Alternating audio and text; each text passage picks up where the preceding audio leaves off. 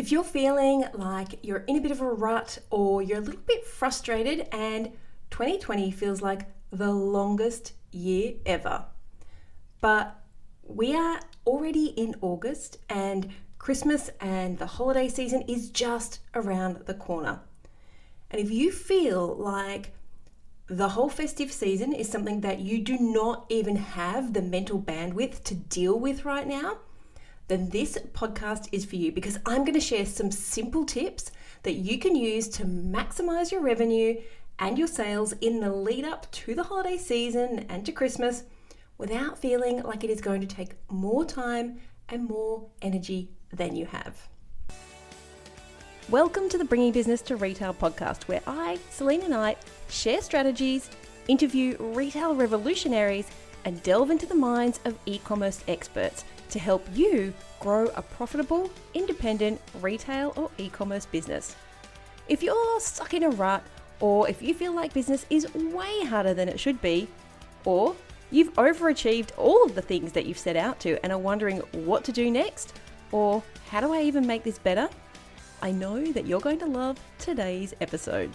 If you're stuck in a rut, feel like business is way harder than it should be, or you've achieved all of the things that you set out to and are wondering what next, or how do I even make this better, then I know that you're going to love today's episode. Hey there, welcome to the Bringing Business to Retail podcast. I am super glad you are here joining me. I am just flabbergasted that we only have a handful of months before Christmas. But before we jump into today's episode, I just want to remind you that I have just launched my first video in my free business video growth series, the Retail Breakthrough series. It is just gone live, video 1, the DNA of a retail CEO. Now, I only release this series a couple of times a year, and this time round, thanks to all the things that are happening in the world, I have re-recorded all the videos with brand new content, and I'm going to break down exactly why you're working harder than ever before, but you're not seeing the results in your bank account, and why you remain unable to break past 6 figures, and how to fix it in a way that almost no other retail or e-commerce store owners are doing. So if you are ready to step out of the overworked, underpaid shopkeeper identity, you can get immediate access to my Retail Breakthrough series over at selenaknight.com/breakthrough. Remember, it is only around for just a couple of weeks. It's like 8 days, I think. selenaknight.com/breakthrough, and I'll pop a link into the show notes. Now, this morning we were watching a morning breakfast TV, which we never do in our house. I mean, usually I watch some kind of renovation show when I first wake up as I have my cup of tea, sort of 6:30 in the morning. But today, for whatever reason, the TV show finished and, the pre-recorded show finished and the TV popped up and it was morning breakfast. And the presenter said something along the lines of, "This has been the longest 6 months of my life." And Lana piped up and she said, "Yeah, we were talking about this at school the other day. It feels like it has been the longest year ever, but it's August." It's her birthday this weekend. She's like, "It's August and it's my birthday. And that usually feels like it's right at the end of the year. It feels like it's taken forever, but then it also feels like this year has gone really, really quickly." Now, I can completely agree with that, because it pretty much sums up what most people have felt about 2020. It's like, hey, can I have my money back because I haven't used 6 months of this year, right? However, we have to realize that we are in business to make money, and Christmas is literally around the corner. I mean, in a couple of weeks' time, you guys need to be running your holiday season marketing campaigns. But right now, it can feel like talking about anything happy, Christmas or festivities or trick-or-treating, all these things, it feels like it's almost taboo. But we have to understand, guys, that right now, people are craving happiness. They are craving something to look forward in our lives. We need something to look forward to. We miss our families, and we miss shopping, and we miss barbecues, and we miss summer, and it's because it's winter here in Australia, but we miss all these things that we normally take for granted. We're missing visiting our families. I know I am desperate to go on a real holiday. I know that sounds so ungrateful. I went skiing a couple of weeks ago, which was a holiday, but I'm missing that thrill that comes with a holiday. You know, the excitement and the planning and the hopping on a plane and being somewhere very, very different. All of that stuff that we spend our whole lives looking forward to. My husband said this the other day. He said, I just need something to look forward to again, because all the things we would normally do are off the table. In fact, I'm actually looking at renovating a property because I need a project. I need something that fills me up and excites me. But right now we are so bloody busy that I just can't take another project on. But it can be much easier than that, right? We run a business, and we are in business to feed our families, to support our communities, to sell people that happiness that they're looking for. People are looking for a reason, any reason, to make our friends, our families, and ourselves feel that happiness. So you are in a very unique position as a retailer to be able to sell that. I mean, there are very few retail niches, thinking like the funeral industry might be one of the only ones I can think of, where people don't get really happy when they buy from you. They do get excited, and they get filled up, and the anticipation that comes with purchasing. For 99% of you guys listening, you have this unique opportunity to sell that, to give that happiness to other people. And at the same time, you're filling your soul and your bank account. So right now, as customers are looking for ways to spread that joy, they're looking for stores to help them do that. So let's make that store yours, shall we? So that you can start realizing some of that revenue that maybe you've missed out on. Now, if you haven't been listening for a while, you might not know that I started my first e-commerce business at the beginning of the global financial crisis. So right at the beginning of 2007. And most people would think, like, how stupid were you, lady? But founding an e-commerce business when online shopping was new, when Facebook was still new, it meant that there were these huge avenues of advantage that could be leveraged. I mean, we were one of the first businesses on Facebook. You could post a picture on Facebook of a box, literally a box, arriving into the store, and 2,000 people would actually get to see it, and 150 people would comment on it. This was a time when engagement was only used when people were getting married. But in those early years, I felt so overwhelmed. I was doing so many of the things myself.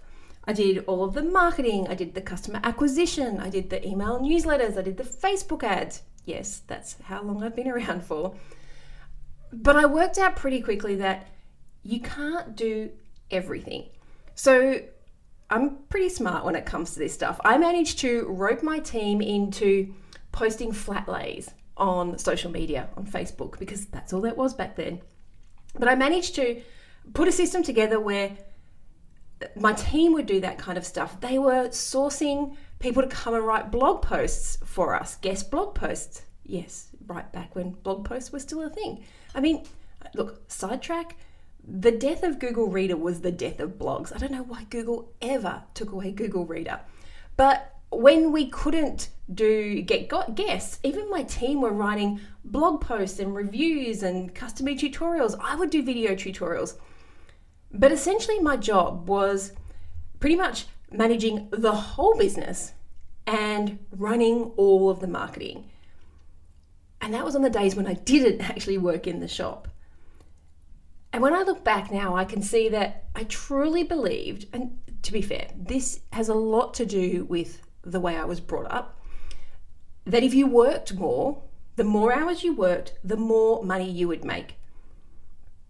I know, my whole life, my parents worked 2 jobs. My grandmother worked 2 jobs. I remember my grandmother used to take us to school a lot. And I remember she would pick us up at sort of 7:15 in the morning, even though school didn't start till 9. And she would pick us up at 6:45. And then we would go, she worked in a restaurant. And so then we would go and pick up the vegetables. She had this hatchback. It was a maroon Toyota hatchback. I still remember. And she would put the back seats down and we'd pick up the vegetables. We'd pick up the corn chips because it was a Mexican restaurant. And she would do these pickups on the way to work. And then she would take us to school as well. And I just remember thinking, she's always working. She was a hairdresser before she worked in a restaurant. So she was doing people's hair on the weekends. And between her, who I considered to be, so close to me, she was like my mother, she brought me up. Between her working 2 jobs and having 5 kids, and my parents working 2 jobs, they would work in their regular jobs and then they would clean offices at night. I just felt like, even though I didn't know it at the time, the only way that I would make more money was if I worked myself into the ground. And if you had been a fly on the window, what you would have seen was that I was constantly barking orders at my staff. Like, even though they were the most amazing people in the world, and looking back, not that I feel ashamed, but I'm so proud of the fact that clearly I must have been a really good boss most of the time, because they stuck with me and they were ready to do just about anything to make the business grow. But I was constantly giving them new ideas and new projects and new things that had to be done every single day. My marketing campaigns were so ad hoc that they never really got any traction. I was running Facebook ads one moment, and then I was doing letterbox drops and sending out flyers and posting on social media and different promos in store and online. Nothing actually correlated. So what we were doing in store didn't correlate with what we were posting on social media, and the traffic that we were driving to the website, trying to convert the customers. I was doing so much that I wasn't always doing a great job on customer retention. So I can see that now that I'm a lot wiser, and it's great to be able to know these things, to have been there firsthand, because this means I can give you guys like the fast track, so you don't have to do the same thing. So the first step into creating a marketing strategy for the holiday season that doesn't run you into the ground is to know which pillar you need to focus on. So if you are brand new to the podcast, there are 5 core pillars of retail success. I won't jump into them right now. I'll just quickly tell you what they are: money, sales, customer, marketing, and impact. If you don't know which one you need to focus on, head over to selinaknight.com/quiz. Do the quiz. It's really quick, but it is completely data driven, and it will give you the answer that you need. But the overworked, underpaid shopkeeper, they try to do everything. They're that person that I was right back at the beginning, the one I was just telling you, if you looked as a fly on the wall. And as a result, they achieve really poor results. And that is not only reflected in your bank account, but it's also demoralizing for you and for your team, that you're putting all this energy in, but you're not getting the results out. So understanding the real retail CEO knows where to focus their efforts. And for you guys, it's probably going to be more sales. In the lead up to the festive season, that is what I'm suggesting. What your pillar is going to be sales. But realistically, if we were working together, if you were paying me a lot of money to give you advice, you need to know which pillar you need to work on. So do you need to grow your customer base first? Is that what you need to focus on first? Is your profitability on point? Do we need to look at money first? Your focus pillar is going to determine your next steps, because all of the pillars are linked in together. You need to market your business to get sales and customers. You need to have customers to get sales. They're all interlinked. But when you know the pillar that you're focusing on, let's say it's going to be sales, then your marketing campaigns revolve around making sales. But if you know that you need to focus on customer acquisition, then your marketing campaigns are going to focus around building on your customer database. If you realize that you have to look at customer retention, your marketing campaigns will focus on customer retention. Does that make sense? So you need to know what that focus pillar is so that you can create the campaigns, the marketing campaigns, the profitability that you need to grow your business. So your number one step to making this easier is to just know which pillar we're focusing on. Okay? Step 2 is probably one you are never, ever going to see anywhere else. No one else talks about this stuff. But step 2 is know your bandwidth.